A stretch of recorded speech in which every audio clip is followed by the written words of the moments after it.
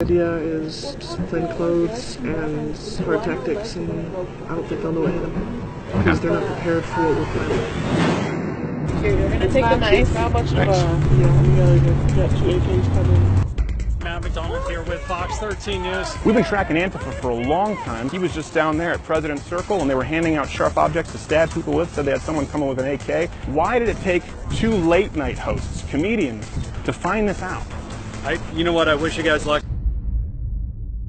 Marley was dead to begin with. Okay, there you go. Verifiable proof that Antifa is premeditatedly and proactively violent. And you'll see more in this video than you've probably ever seen before. The kinds of attacks they plot, how they coordinate, what tools they use. Even more importantly, you'll see a complicit media who, when offered this very footage, turned the other way.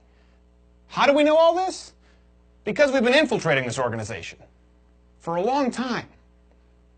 Hard. But first, you'll need a primer.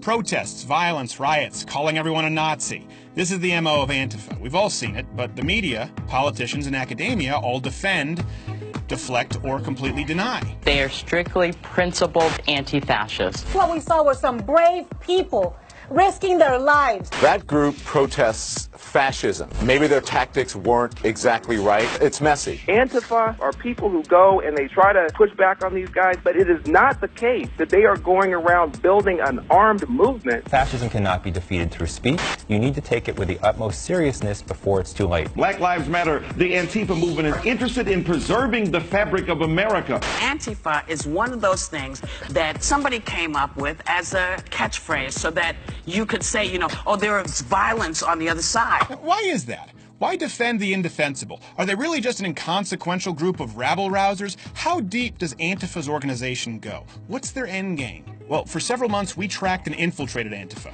culminating in their violent protest of the notorious Jewish Nazi speaker, Ben Shapiro, at the University of Utah. But before we get to the part where we send Not Gay Jared in undercover, vulnerable, afraid, and shaking like a Chinese crested without one of those little gay sweaters, a little backstory.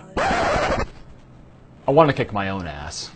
In order to get in with the Antifa crowd, we had to infiltrate their private groups. After news broke that they were officially classified as a domestic terrorist organization, they pulled everything in much closer to the chest. They started vetting people, becoming paranoid about spies. They demanded we meet with them in person, installing a cryptic messaging app onto our phone, which they used to organize. So I just met with the guy, and he installed a super secret encrypted messenger app on my phone, and they immediately took roll call, using all pseudonyms, such as Firebird, Ski Mask, Xavius, yeah, everyone except for Will. Yes, Will, whom we immediately identified on Facebook. Will also boasted of his sawed-off shotguns and armory in his trunk. At least that's what he said. I have a toolbox of full shit. Did you bring them? I have, like, on the border between just a regular rifle and an assault weapon and a sawed-off style shotgun. And yeah, like last stitch. Blue Subaru with a dent on the side, on the driver's side. That's mine. So remember, just as the local authorities will remember, this is Will. What happened to you, Will? Somewhere on the way, you lost yourself. Believe me, it gets worse. The context makes all of this so much worse. Oh, also, yes, the violent Antifa organizer is seemingly tranny and or genderqueer. Patience. Now, to be fair, anyone can likely show up and protest, but they told us that all of this was required if we wanted to take part in their self-professed tactics. Now, just what do they mean by tactics? Well, we found out the next day. Again, patience. First, to understand what their tactics are, understand that Antifa is now in a PR battle. So what they claim and what they do are two very different things. Plain clothes and hard tactics, and I don't think they'll know what hit them because they're not prepared for what we're planning. Despite wanting to put distance between themselves and Antifa, and despite what resident gay Asian SJW in chief George Takei tweets out, Antifa has never operated alone. They've been actively supported by professors and other leftist and student organizations. For example, current University of Utah faculty like Cindy Geraldine Solomon Kleppa and Alinda McKenna encouraged and emboldened students to disrupt the Ben Shapiro event and to create chaos. People like Ben Shapiro are the most dangerous people on this earth.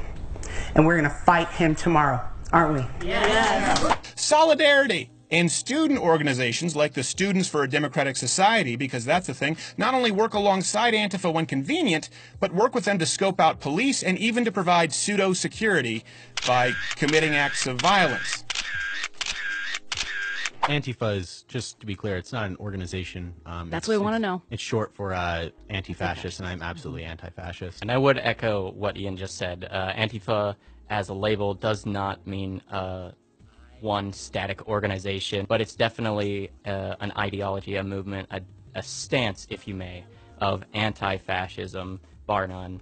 We signs explicitly ask these people who show up in Black Bloc to show up, these Antifa people to show up, because, in the past we've been threatened by 3%ers, we've been threatened by neo-Nazis, we've been threatened by these people before, and their presence gives people an immense more amount of safety. Now, according to Antifa's own words, what makes them different? The difference between them and many of the other activist groups is the willingness to respond with violence. See, the ultimate problem with Antifa and the organizations and professors who support them is that because they paint their opposition as Nazis, they've developed their very own unique code as to what warrants a violent response. They are ready and looking for it. Okay, you're gonna take the knife. How much of did you bring them? I have like on the border between just a regular rifle and an assault weapon and a sawed-off style shotgun.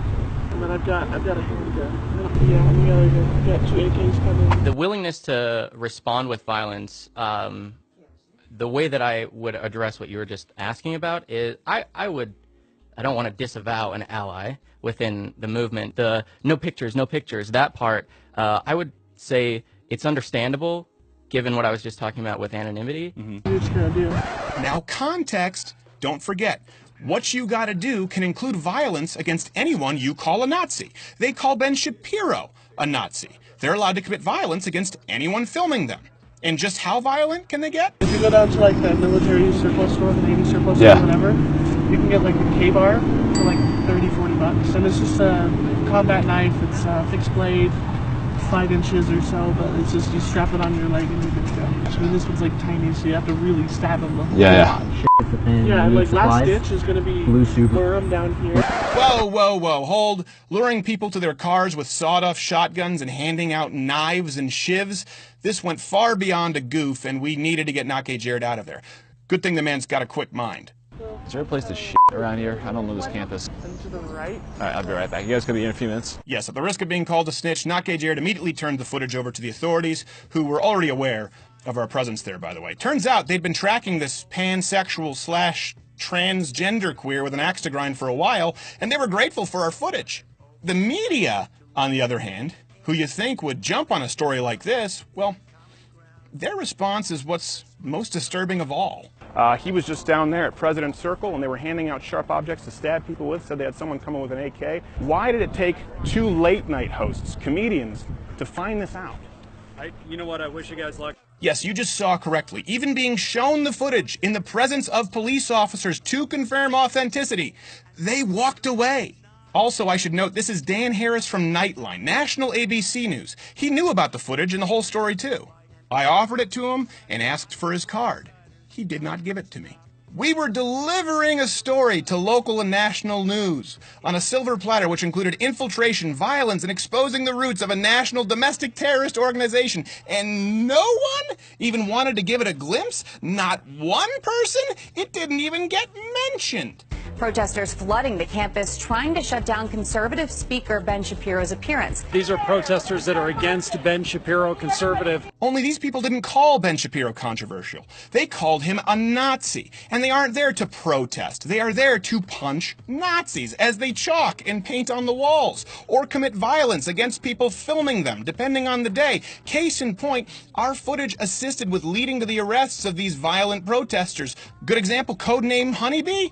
Her real name is Jenna. Now, let me be clear here. We do not want to dox anyone, and we ask that none of you dox anyone. But we do want you to alert your local authorities if you recognize any of these people.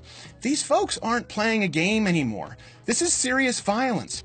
Take this black girl who committed assault. Now, we couldn't find any official arrest record, but we did post this on Facebook, and then this happened. So we immediately ID'd her as well. Grace. They're so easy to trick. Officers, we appreciate your service.